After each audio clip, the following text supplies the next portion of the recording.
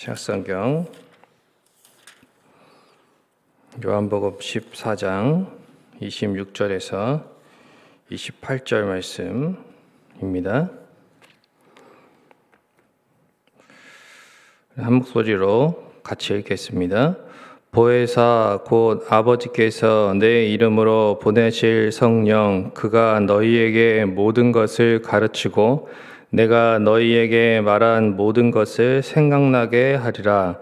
평안을 너희에게 끼치노니 곧 나의 평안을 너희에게 주노라. 내가 너희에게 주는 것은 세상이 주는 것과 같지 아니하니라. 너희는 마음에 근심하지도 말고 두려워하지도 말라. 내가 갔다가 너희에게로 온다 하는 말을 너희가 들었나니 나를 사랑하였더라면 내가 아버지께로 감을 기뻐하였으리라. 아버지는 나보다 크심이라. 아멘. 어느 주부께서 이제 그 친정 어머니가 위암을 앓고 있었습니다. 근데 자주 문병을 가지 못했다고 합니다.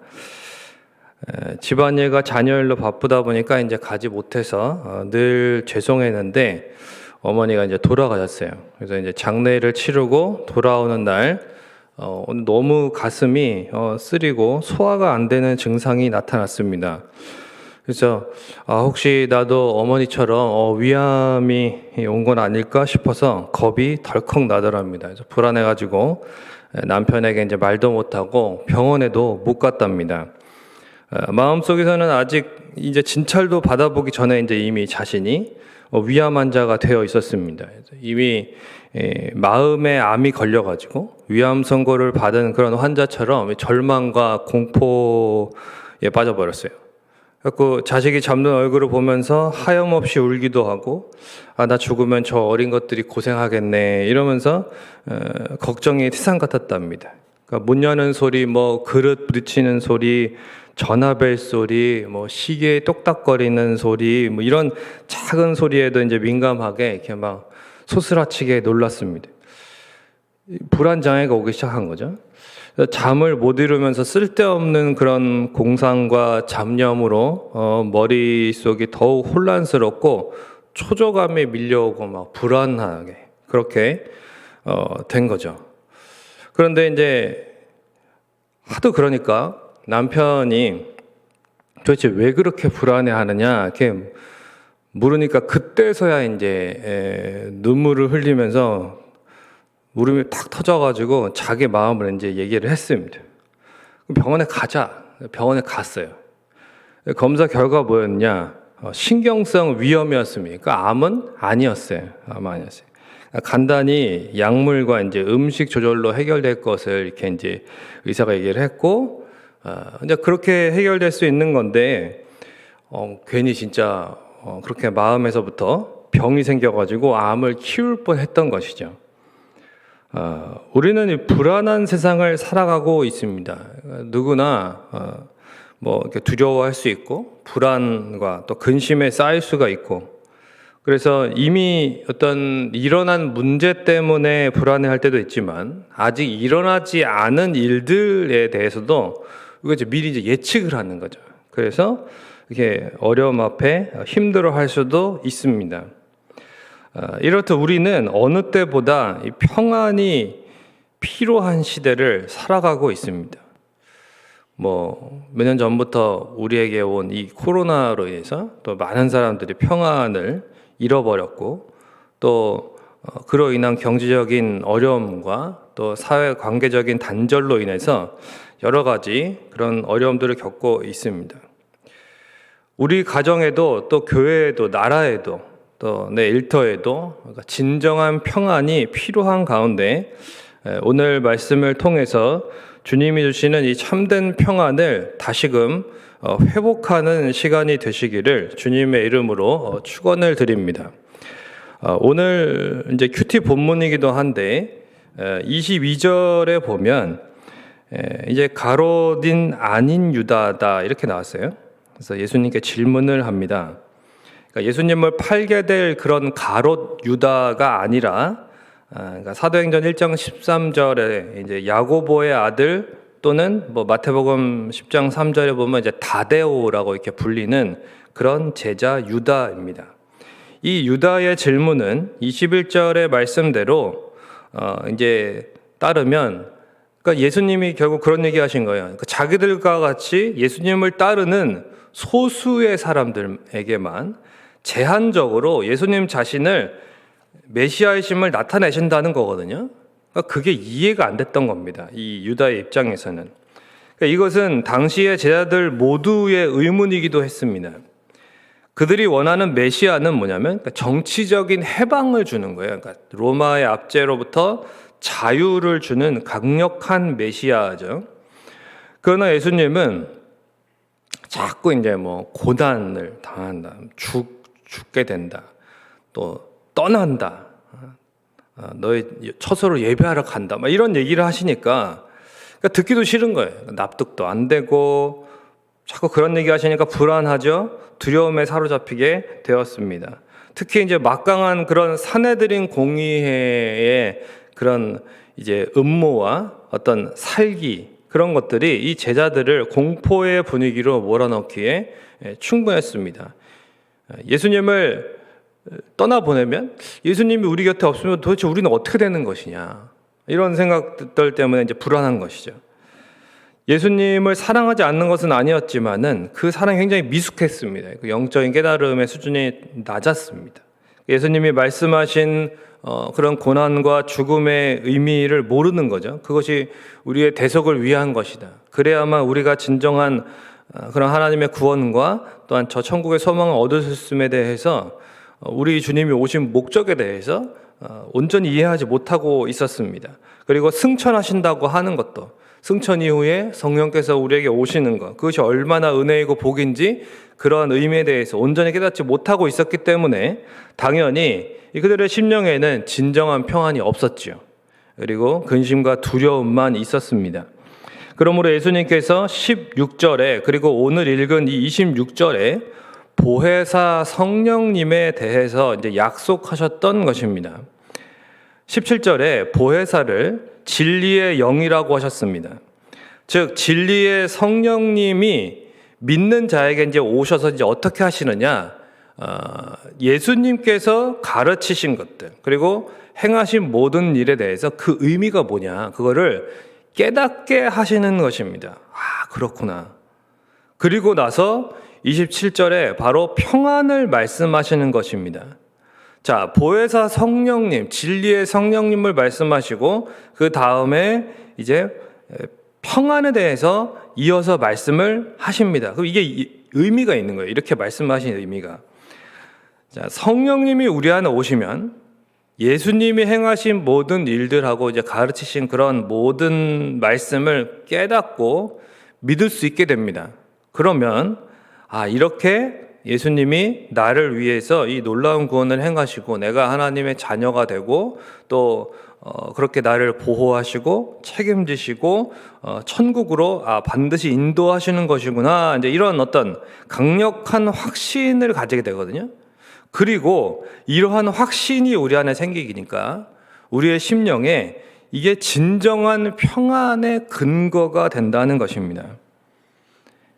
그러니까 성령님께서 우리 안에서 깨닫게 하시는 이러한 진리의 성령님으로서의 그러한 깨닫게 하시는 은혜, 조명하시는 은혜, 확신을 주시는 이 믿음을 주시는 은혜를 우리가 경험하면 우리 안에서 진정한 평안이 거기에서부터 오는 거예요. 그러니까 바른 믿음하고 확신하고 이 평안이 같이 오는 것입니다. 그러니까 진정한 평안은 반드시 믿음으로부터 온다. 진정한 깨달음으로부터 온다. 진리에 대한 깨달음이죠. 그리고 이 진정한 평안을 뭐라고 그랬냐면 주님께서 27절에 나의 평안이다, 이렇게 말씀합니다. 나의 평안이다. 그러니까 지금 예수님은 십자가의 고난과 죽음을 앞에 두고 이렇게 평안을 말씀하고 계신 것입니다. 그러니까 어떻게 이것이 가능한가요? 잠시 후면 이제 예수님은 잡혀가시게 되고 또 제자들은 다 도망가게 될 것입니다. 그러니까 결코 저는 아닙니다, 뭐 이렇게 얘기했던 그 수제자 베드로에게도 3번이나 부인을 당하시죠. 제자 중에 또 가룟 유다에게 배신을 당해서 팔리시게 되는 거예요. 그걸 다 알고 계셨습니다. 그런데 어떻게 이러한 앞으로 닥칠 일들이 다 고난이고 그런 배신이고 그리고 버림당하는 것에다가 뿐만 아니라 십자가에서 그렇게 조롱과 비난을 당하시다가 돌아가시는 거예요. 죽는 거예요. 그런 상황인데 어떻게 이렇게 절대적인 평안을 누리면서 나의 평안을 너에게 준다. 나의 평안. 지금 현재 평안하시단 말이에요. 이것이 어떻게 가능하냐라는 것입니다. 여러분, 이 세상은 평안의 근거를 무엇으로 삼습니까? 세상에서는 어떤 물질적인 여유가 일단 밑바탕이 돼야 된다 이렇게 생각합니다. 또 건강한 몸이, 또 일의 성공, 또 사람들의 어떤 많은 지원과 지지를 받을 때에 그것에서 안정을 누립니다. 그러나 세상이 주는 평안은 결코 영원하지도 절대적이지도 않죠. 우리에게는 이 진정한 평안, 그러니까 바로 주님만 가지고 계시고 주님만 주실 수 있는 이 주님의 평안이 필요하다는 것입니다. 바로 하나님과의 화목한 관계로부터 오는 평안입니다. 자, 한번 따라해 보시죠. 진정한 평안은 하나님과의 관계에서 온다. 믿으십니까? 하나님과의 관계가 바를 때에 진정한 평안이 오는 것입니다. 로마서 5장 1절의 말씀대로 우리가 예수 그리스도를 믿음으로 말미암아 하나님과 화목을 누린다 그랬거든요. 그렇게 될 때에 참된 평안이 우리에게 오는 거예요. 이 하나님과의 평강에서부터 참된 평안이 우리에게 오는 것입니다. 그러므로 이 세상의 것이 많고 적고가 아니고 또한 고난이 있고 없고가 아니라 오직 하나님과의 화목한 관계에서 우리에게 참된 평안이 오는, 이게 가장 중요한 것입니다. 바로 이렇게 하나님 아버지와의 화목한 관계로 말미암아서 예수님께서도 곧 닥치실 그런 고난과 죽음 앞에서도 참된 평안을 빼앗기지 않을 수 있으셨다라는 것입니다. 이처럼 하나님과의 화목한 관계로부터 오는 참된 평안은 그 어떠한 고난에도 우리를 요동치 않게 하는 것입니다. 말씀을 맺겠습니다. 이제 신방을 하면서 가끔 이제 그런 걸 느껴요. 참 이분의 이야기는 참 은혜가 된다. 그러니까 오히려 참 제 심령이 이렇게 더 오히려 이렇게 위안을 받고 치유를 받게 되는. 그러니까 참 어떻게 저런 어려운 상황권, 특별히 자녀가 저렇게 아프고 저렇게, 사실 본인이 아픈 것보다 부모의 마음은 그렇잖아요. 내가 차라리 아픈 게 낫지 자녀가 아프면 더 마음이 아프거든요. 근데 그러한 가운데서도 어떻게 저렇게 고난 중에도 담담하게 하나님만을 바라볼 수 있는가. 정말 믿음으로 기도하는 모습, 또 저렇게 하나님만을 바라보면서 또 주님이 기뻐하신 일을 묵묵히 잘 감당하는 그런 모습들을 볼 때에 참 신금을 울리는 것이죠. 우리가 하나님의 자녀이지만 인생의 환난과 고난이 면제된 것이 아닙니다. 그러나 오직 우리만 경험할 수 있는 이 하나님 아버지의 전능하신 사랑이 있는 거죠. 환난의 비바람이 몰아치고 고난의 풍랑이 막 출렁이고 암울한 폭풍우가 예상된다 할지라도 우리가 평안할 수 있는 것은 뭐냐? 우리 안에 계신 성령님이 우리 하나님 아버지와의 그 화목한 관계를 다시 한번 회복시켜 주시고, 그리고 그 크신 사랑과 은혜를 우리가 깨달을 수 있도록 그렇게 해주시기 때문에 우리가 평안할 수 있는 것입니다. 빌립보서 4장 6절에서 7절의 말씀에 보면 아무것도 염려하지 말고 오직 모든 일에 기도와 간구로 너희 구할 것을 감사함으로 아뢰라 그랬어요. 그리하면 지각에 뛰어나신 하나님의 무엇이요? 평강이 우리의 생각과 마음을 지켜주신다라고 약속하고 계십니다. 여러분, 심령에 참된 평안이 없으십니까? 여러분, 영원히 빼앗기지 않는 진정한 평안을 원하십니까? 그렇다면 어떻게 해야 될까요? 바로 기도해야 되는 것입니다. 아무것도 염려하지 말고 오직 모든 일에 기도와 간구로. 우리 안에 말할 수 없는 탄식으로 기도하시는 성령님을 의지하여서 기도하시기를 바랍니다. 그리하면 성령님께서 우리의 기도를 도와주시고 이끌어 주셔서 하나님 아버지가 우리를 얼마나 사랑하시는지, 또 얼마나 열심히 지금도 일하고 계시는지를 깨닫게 되는 것이고, 그리고 화목한 관계가 회복됨으로써 평안한 심령이 되게 해주시는 것입니다. 기도하면 결코 심령에 하나님이 주신 그 평안을 빼앗기지 않습니다. 이사야 26장 3절의 말씀대로 어떤 경우든 심지가 견고하여 주님을 신뢰함으로 평강으로 지키시는 은혜를 경험하는 하루하루가 되시기를 주님의 이름으로 축원을 드립니다. 이 시간 우리 이 찬양 드리시고 함께 우리 기도하겠습니다. 평안을 너에게 주노라. 평안을 너에게 주노라. 세상이 줄 수 없는, 세상이 알 수도 없는 평안,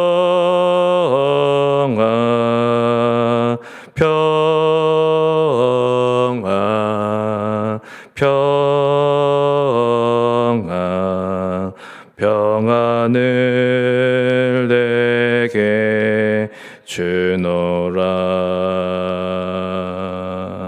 아멘. 이제 같이 한번 우리 기도하면서 또 하나님 앞에 나아갑니다.